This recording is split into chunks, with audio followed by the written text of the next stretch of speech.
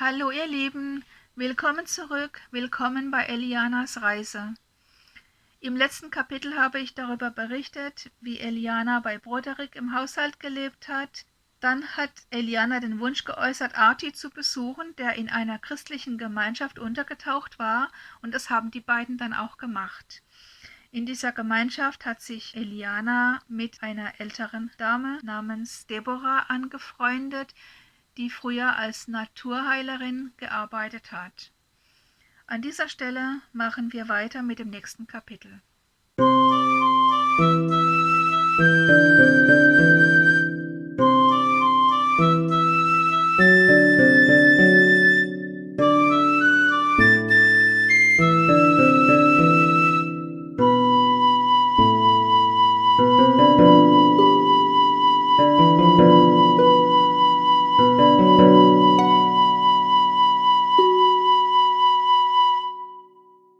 Elftes Kapitel. Eine neue Gemeinschaft. Eliana genoss die Zeit mit Arti, dem Solbi und mit den Leuten der Gemeinschaft. Zwar war sie etwas befremdet von den ungewohnten Ritualen, aber sie brauchte nicht teilnehmen, wenn sie nicht wollte, und konnte stattdessen die Zeit anders nutzen. Sie stöberte in der Bibliothek, studierte die Heilpflanzen im Kräutergarten oder spielte mit dem Solbi eine Runde Schiffe versenken, oder auch 2 oder 3. Die Blätter der Obstbäume hinter dem Haus begannen schon gelb zu werden, und gegen Abend brauchte sie draußen schon eine Jacke. »Eine Woche ist so kurz«, sagte sie, als sie Deborah im Flur begegnete. »Wenn ich den Broderick auch vermisse, so gibt es hier für mich so viel zu lernen, dass ich nicht weiß, wie ich mich entscheiden soll.« Deborah lächelte und legte ihr den Arm um die Schultern. »Wir finden schon eine Lösung«, sagte sie zuversichtlich. »Übrigens«, fuhr sie fort, »dein Genabgleich ist gerade gekommen.« »Oh«, sagte Eliana, »und was steht drin?« »Weder du selbst noch irgendwelche nahen Verwandten sind in der Datenbank der Labore gelistet, nur welche 5. bis 8. Grades, die aber fast jeder hat.« »Und was heißt das?«, fragte Eliana. Deborah lächelte. »Du bist definitiv kein Klon. Du bist ein Kind der Liebe zweier Menschen.« Eliana wurde nachdenklich. »Ein Kind der Liebe. Wie schön das klingt.« »Dann habe ich Eltern?«, fragte sie vorsichtig. »Ja«, sagte Deborah. »Es sei denn, sie sind gestorben.« »Das hoffe ich doch nicht«, entrüstete sich Eliana. »Ich möchte sie kennenlernen.« »Dann wollen wir doch gleich mit der Suche anfangen.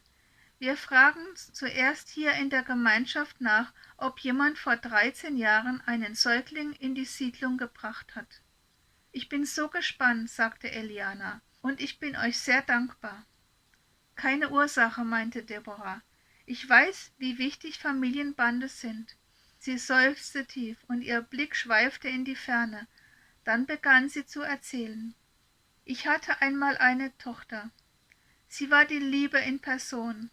Auch sie hat die Sterilisation verweigert, weil sie eine eigene Familie gründen wollte.« Deborah fuhr sich mit einem Taschentuch über die Augen. »Wo ist sie jetzt?«, fragte Eliana. »Ach, sie ist im Schoß des Herrn.« »Wo ist das?«, wollte Eliana wissen. »Ach, entschuldige bitte. Wir glauben, dass unsere Toten bei Gott im Himmel sind und sich in seinem Schoß vom Leben ausruhen.« »Oh, das tut mir leid. Dann muss sie aber sehr jung gestorben sein«, sagte Eliana mitfühlend. »Sehr jung«, stimmte Deborah zu. Sie war frisch verheiratet mit einem jungen Mann, den sie aus frühesten Kindheitstagen gekannt und wie einen Bruder geliebt hatte. Ein Sohn eines buddhistischen Paares. Und was ist passiert?« Deborah rang mit ihrer Fassung. Sie musste plötzlich in die Klinik. Komplikationen mit der ersten Schwangerschaft. Es verlief sehr unglücklich, so dass sie wenige Tage danach in den Armen ihres Mannes ihren letzten Atemzug tat. Eliana strich über Deborahs Unterarm, um sie zu trösten. »Und das Kind?«, fragte sie. »Es wurde nie geboren.« Eliana war nun auch sehr ergriffen, und beide Frauen schwiegen einige endlose Minuten. Dann fragte Eliana, Was ist mit deinem Schwiegersohn passiert? Er hat sich verabschiedet und wir haben nichts mehr von ihm gehört. Ich nehme an, er fühlte sich schuldig. Könnte sein, meinte Eliana. Das ist nun aber lange her, sagte Deborah und gab sich einen Ruck. Das Leben braucht uns fröhlich und guten Mutes. Es gibt für alles eine Zeit, und diese Zeit hat einen Anfang und ein Ende. Was gibt es heute zu essen? Wer kocht? Ich glaube, Sami Ann hat gekocht, antwortete Eliana. Oh, meinte Deborah. Da freuen sich die Hühner und all die anderen Tiere, dann gibt es nämlich kein Fleisch. Ich finde aber, sie kocht gut, sprang Eliana zur Verteidigung herbei. Absolut, pflichtete Deborah bei. Wir sind dem Herrn sehr dankbar, dass wir sie haben. Mahlzeit, die Damen, tönte eine vertraute, tiefe Stimme von der Eingangstür her. Broderick, rief Eliana aus und winkte ausgelassen. Eliana, mein Schatz, wie war die Woche? Sehr kurz, meinte Eliana. Und bei dir? Ereignisreich, berichtete Broderick. Ich habe 3 verschiedene Hauswirtschafterinnen ausprobieren müssen, bis mir eine zusagte. Aber die ich jetzt habe, ist ein absolutes Juwel. Ich freue mich für dich. Dann sollte ich vielleicht noch eine Weile länger hier bleiben, damit ihr euch in Ruhe miteinander einspielen könnt. Eliana fand, dass das nach einem guten Argument klang. Du möchtest gern noch bleiben? Fragte Broderick. Eliana lächelte ein wenig beschämt. Ja, wenn es dir nichts ausmacht. Du weißt, begann Broderick, dass du bei mir immer willkommen bist. Aber du stellst jetzt die Weichen für dein Leben, und was du entscheidest, ist gut und richtig.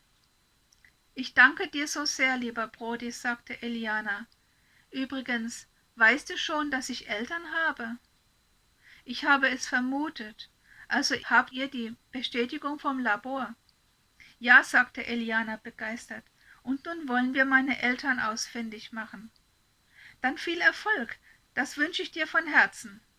Und liebes, Broderick machte eine bedeutungsvolle Pause. Ja, was? Wenn alle Stricke reißen, hättest du auf jeden Fall schon einmal 2 Väter, also 2 Bewerber für eine Adoptivvaterschaft. Eliana lachte. Den nehme ich auf jeden Fall trotzdem, sagte sie vergnügt.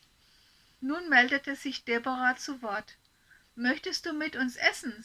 Sami Ann hat gekocht, bot sie an. Sami Ann, wiederholte Broderick gedehnt. Die einzige Vegetarierin im ganzen Lande, die so kochen kann, dass ein Fleischesser es einem gebratenen Hühnchen vorziehen würde. Eliana lachte. Das Hühnchen, sagte sie und erinnerte sich an jenen turbulenten Tag, über den sie jetzt mit etwas Abstand schmunzeln konnte. Das heißt also, wir legen für dich ein Gedeck auf? Fragte Deborah halb im Scherz, denn sie wusste, dass Broderick bei gutem Essen nie Nein sagen würde. Ich kann nicht genug danken, sagte Broderick mit einer Verbeugung. Er hatte einfach eine Art, die man gern haben musste, fand Eliana. Vielleicht war dies das Geheimnis seines Erfolges als Händler. Ganz gewiss war es das. Zu Tisch versammelte sich die ganze Hausgemeinschaft, die aus 25 Personen bestand.